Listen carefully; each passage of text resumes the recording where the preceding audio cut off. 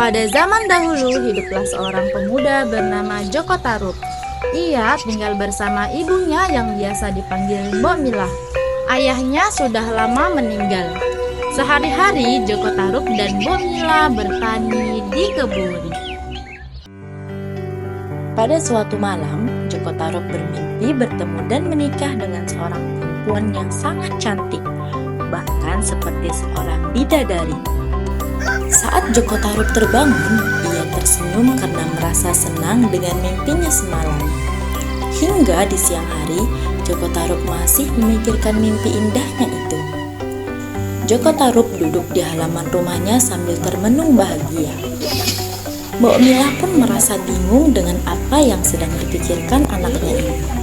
Nak, kau sedang memikirkan apa? Namun Joko Tarub masih termenung dan seperti tidak mendengarkan pertanyaan yang dilontarkan oleh ibunya itu. Siang hari ketika Mbok Milah sedang berada di kebun, Pak Ranu tetangga kampung sebelah menghampirinya. Mbok Milah, kenapa sampai sekarang anakmu belum menikah? Bohlah, ada apa kau tanyakan itu padaku? Ya, gak apa-apa. Sebenarnya saya menanyakan ini dengan bermaksud menjodohkan anak saya dengan anakmu, Jaka Tarub, dengan anak saya, Laraswati. Mbok Milah terkejut dan senang di saat yang bersamaan karena anak Pak Ranu adalah gadis yang baik hati dan lemah lembut.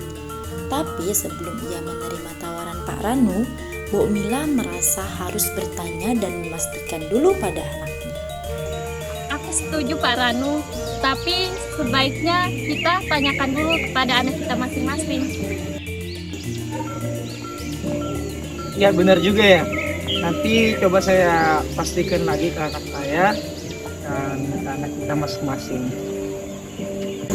Hari berganti hari, Mbok Milah belum juga menemukan waktu yang tepat untuk membicarakan rencana perjodohan Joko Tarub dan Laraswati. Ia takut Joko Tarub tersinggung. Mungkin Joko Tarub telah memiliki calon istri yang belum diperkenalkan padanya.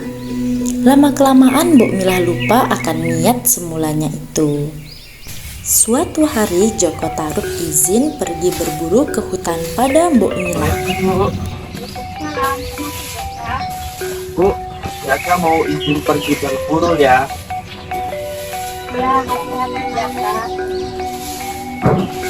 Ya Bu, lagian kan Jaka juga sudah besar, sudah bisa jaga diri. Insya Jaka bisa jaga diri sendiri. Tapi sebelumnya Jaka mau ganti baju dulu ya. Baju Jaka yang warna hitam di mana Bu ya? Ada di lemari paling atas di kamar ibu. Oh iya, makasih Bu. Iya. Selang beberapa jam, tiba-tiba Joko Tarub dicari oleh salah satu temannya yang bernama Bima. Jaka! Jak, ibumu! Ada apa dengan ibuku? Ibumu meninggal! Kamu jangan sembarangan, Bima!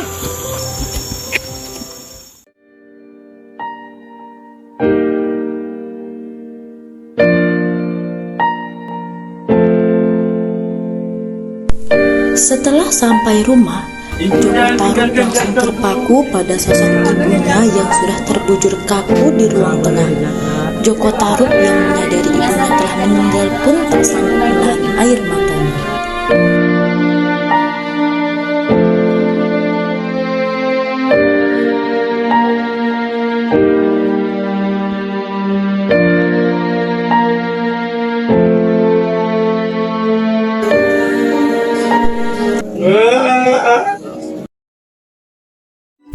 Hari demi hari telah dilewati, namun kesedihan Joko Tarub tak kunjung usai. Setiap hari Joko Tarub sering melamun meratapi nasib yang sedang ia rasakan.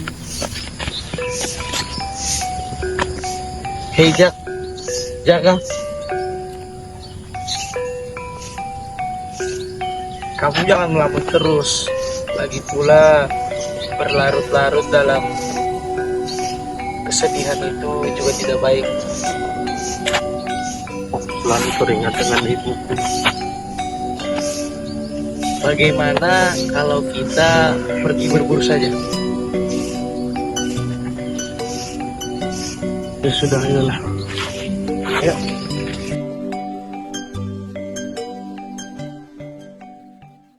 Di sisi lain, tempat bidadari tinggal yang biasa disebut Kayangan, ada 5 bidadari yang cantik dan jelita yang ingin bermandian di sungai yang terletak di bumi atau disebut Mayapada.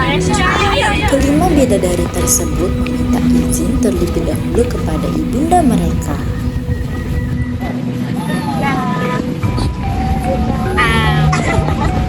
Ada apa ini?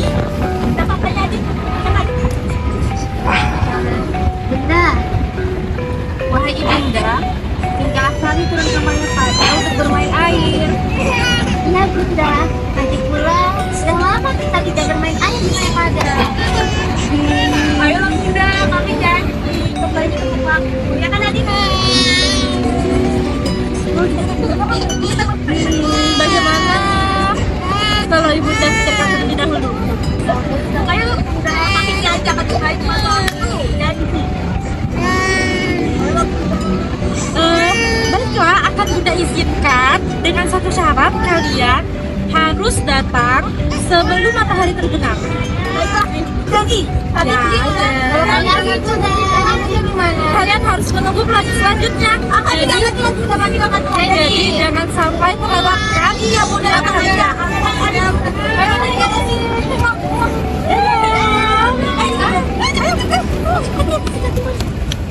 Turunlah 5 bidadari yang cantik dan jelita dari Kayangan.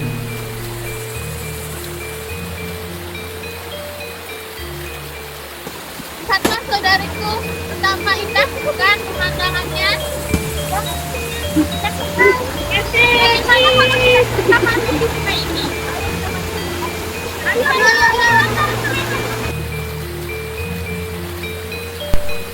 Mereka pun melepas selendang mereka dan menatanya di satu tempat yang sama.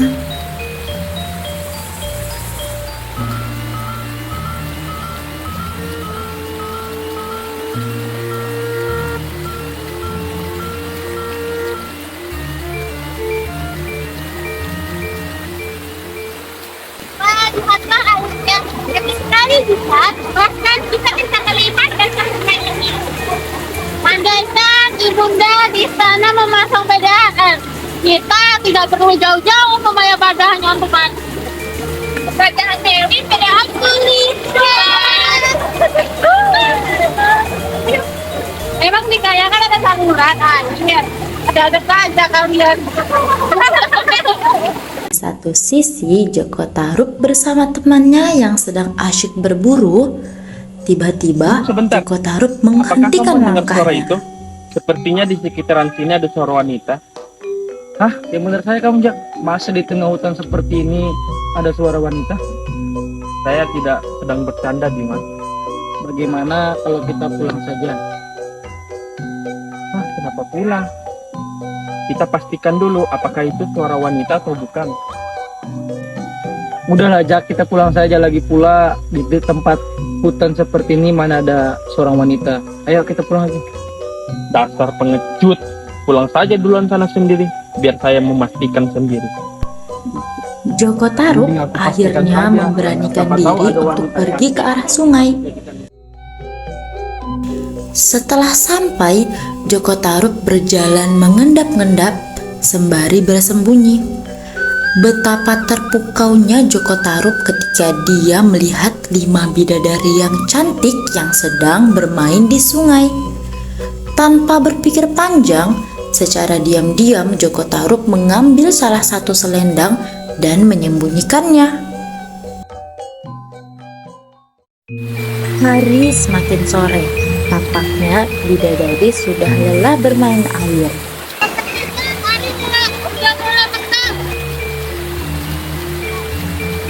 Ayo balik. Ayo bidadariku, matahari sudah terbenam. Ayo.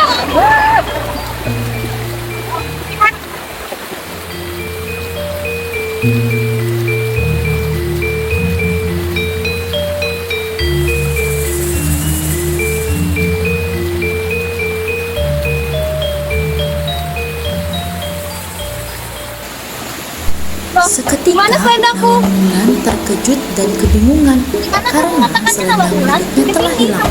Padahal selendang Ayo itu kita cari selendang bisa Nawang. membawa 5 bidadari kembali ke kaisar. Ayo kita cari dulu. Di sisi lain, ibunda para bidadari tersebut khawatir karena matahari hampir terbenam, namun mereka belum ada yang sampai di kayangan. Perasaanku tidak enak. Kenapa anak-anak ini belum pulang juga?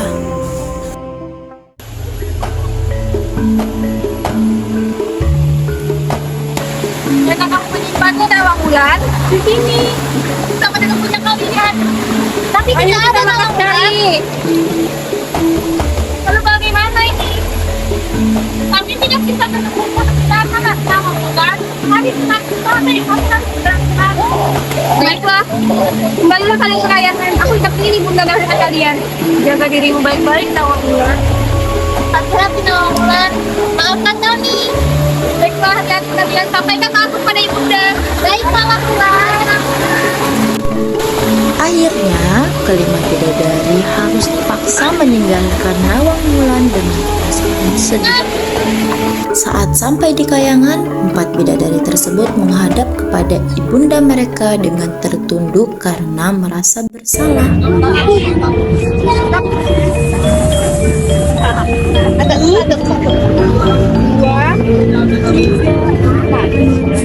Nawang Wulan di mana?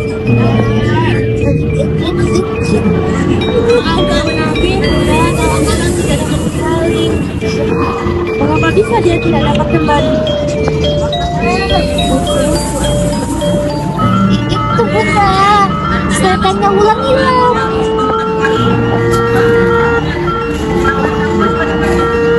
Sedangkan matahari sudah terbenam ibunda.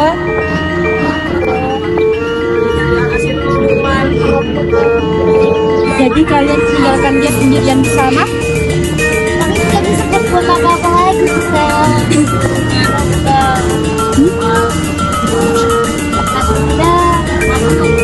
Kami bisa kembali sebelum matahari terbenam. Matahari sudah terbenam.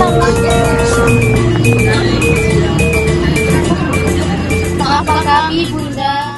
Ibunda mereka pun tidak bisa berbuat apa-apa selain menunggu Nawang Wulan kembali, tidak tahu sampai berapa lama. Dan siapa? Ada yang bisa memberi tempat tinggal? Jika ia perempuan, aku akan menjadikan dia saudaraku. Tapi jika ia laki, aku akan jadikan dia suami. Tak kusangka mimpiku menjadi kenyataan. Tak selang berapa lama, Joko Tarub menghampiri Nawang Wulan yang menatap sungai dengan pandangan kosong. Wahai gadis, siapakah namamu? Apa tempat kedua? Kataku Nawang Wulan. Ya, Maka kamu berbalik? aku tak bisa kembali ke waktu kayaknya. Apakah kau seorang bidadari?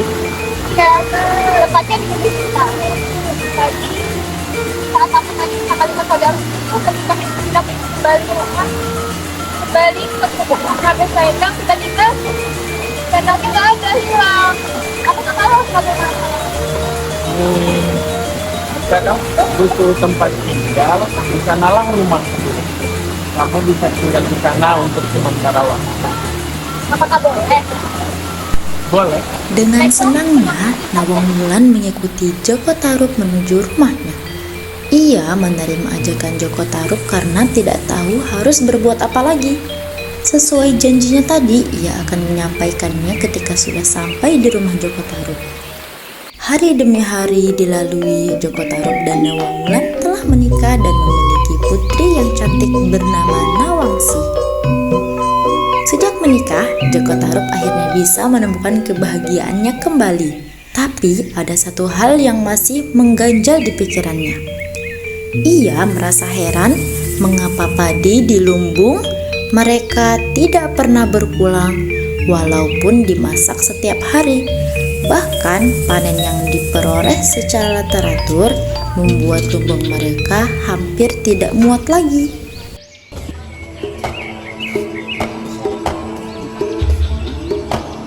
Ia sangat terkejut pada apa yang dilihatnya.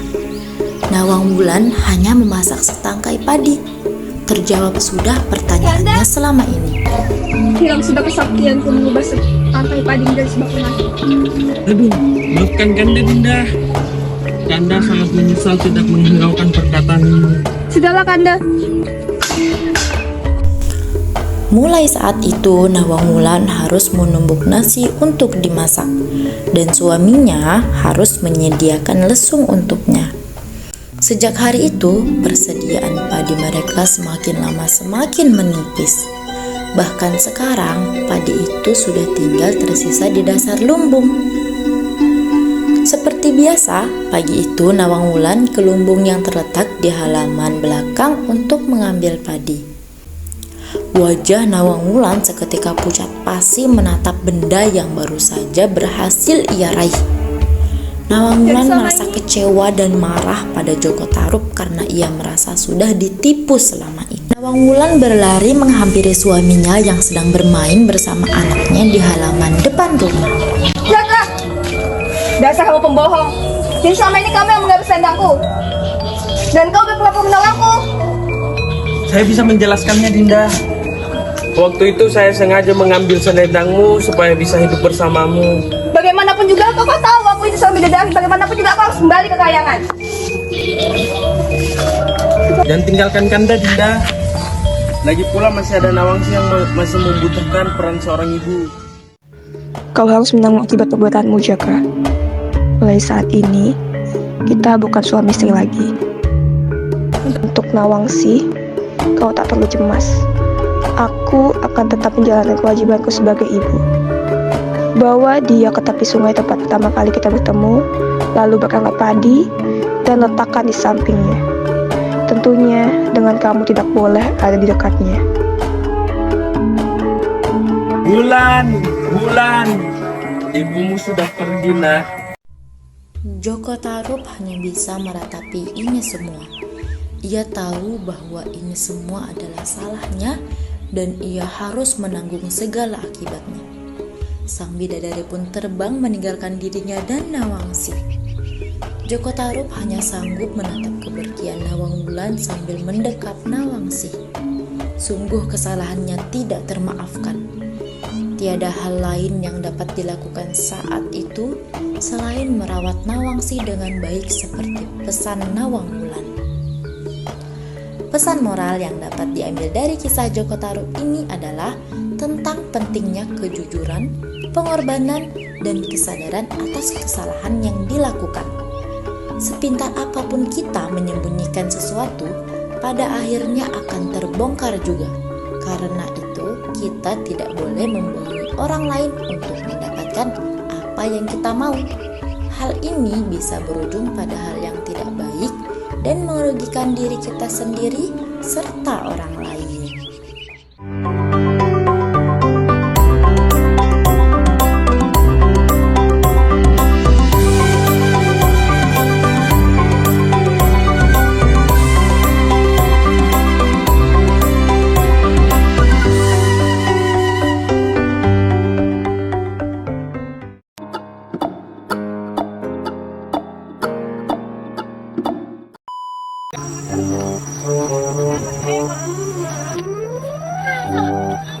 Assalamualaikum, Bu.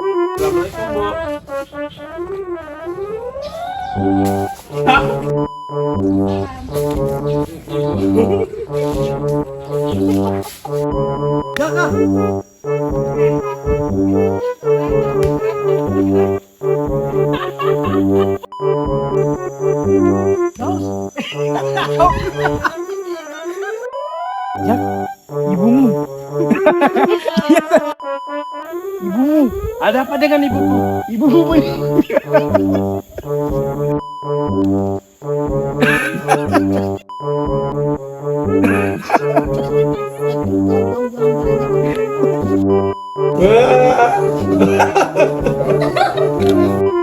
Tiga. Tunggu sebentar. Ada suara wanita. Hah? Bentar saja kamu. Langsung lihat mukanya. Ya Allah. Ya, siapa tahu ada wanita kuat.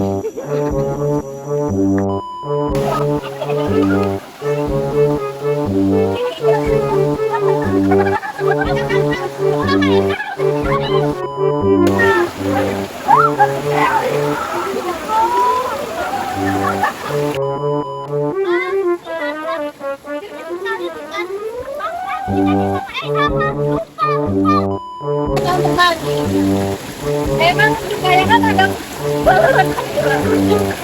aku dulu. Sudah mati nah ini. Malah jadi. Oh iya, PA. Ya, sudah. Dia keluar tuh ini. Kanda hilang sudah. Kamu udah jelas. Ya, aku mau ubah sampai pagi menjadi semangat. Sampai pagi menjadi semangat.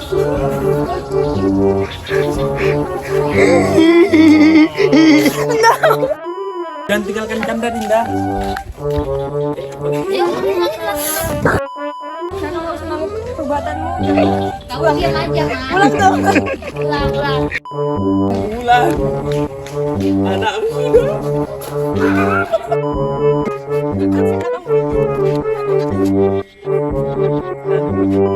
Bulan. Anakku sudah pergi, nak. Salah.